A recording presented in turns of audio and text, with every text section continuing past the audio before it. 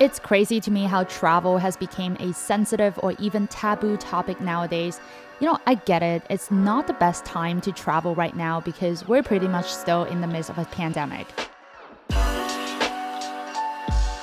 Let me be very clear, I'm not trying to persuade anyone to hop back on that plane right now. The reason why I'm making this video is because I want to help those of you who's feeling that severe wanderlust right now like I am to pre-plan your travel so that you're ready to go by perhaps later on this year or maybe next year. Why even bother, you may ask? Well, first of all, I'm very optimistic that the pandemic is not going to last forever, especially with the introduction of vaccination. A lot of countries are slowly getting vaccinated, so it's just a matter of time when the travel industry is going to resume back to normal, hopefully sooner than later. With that being said, there are actually quite a few advantages of booking and pre-planning your travel ahead of everybody else. For example, airlines are cutting prices on many routes as far out as next January. Hotels and villas are also very affordable to book, so if you book now than later, you're going to be saving a lot of money down the road. And what better time than right now to pre-plan and book your future trip itinerary? When that travel green light hits, you're ready to go. You're not wondering like where to go, what's the regulation, what kind of COVID test you need, what's the quarantine regulation. So with that being said, here are a few things that you should consider when pre-planning your travel this year. First thing first, do your research. Specifically, do your research on travel bans, flying restrictions, and quarantine rules in the places where you want to visit.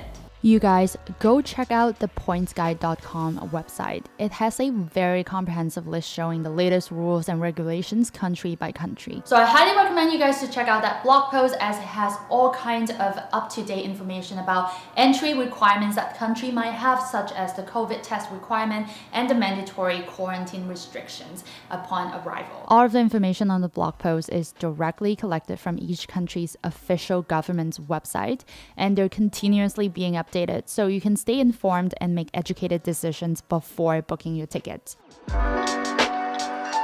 Second, consider digital nomad visa. So if you're someone like me who is able to work from anywhere online, then it might be a good idea to start looking into potentially applying for a digital nomad visa ahead of time. Well, first of all, what is digital nomad visa? So I did a quick Google search and it says that it's a travel permit that legalizes the status of traveling professionals. Basically, it's a new type of visa that allows travelers to stay and work online for an extended period of time. For the longest time, working remotely online as a digital nomad with just a tourist visa in another country could be controversial and sometimes illegal. So I'm really glad to see more and more countries are stepping up with issuing this new type of digital nomad visa as a way to legitimize this whole digital nomad thing and giving us the recognition. And also, not only we're able to stay in the country longer and work legally at the same time, but I'm seeing it as a way to show our appreciation and love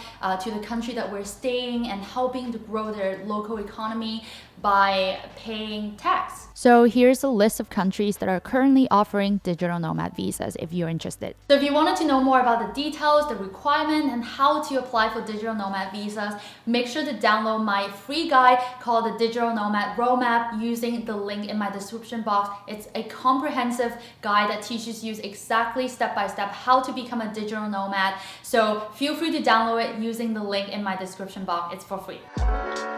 Third, choose your travel insurance carefully. Hopefully by this point, we all know the importance of traveling with a travel insurance.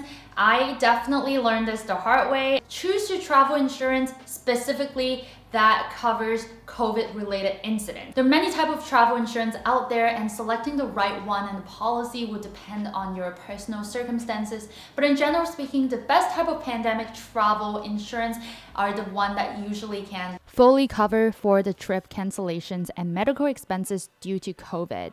Or it should also offer cancel for any reasons coverage, which gives you the options to cancel and get some reimbursement no matter what the reasons are. Before you buy, take some time to get familiar with the type of travel insurance products that's out there, how it's priced and what's covered and what's not. In general speaking, the more thorough the coverage is, the more expensive it's gonna cost. If you want to learn a list of travel insurance that I recommend, make sure to download my free guide, the Digital Nomad Roadmap, using the link in my description box.